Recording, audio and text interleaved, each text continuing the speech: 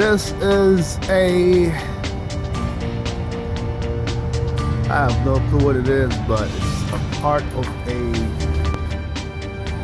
let's go to a refinery. I'm guessing it'll hold oil or something. I don't really know, but yeah, this weighs about 31,000 pounds. It's 52 feet long, so they requested a 53-foot trailer so everything sits on it safely.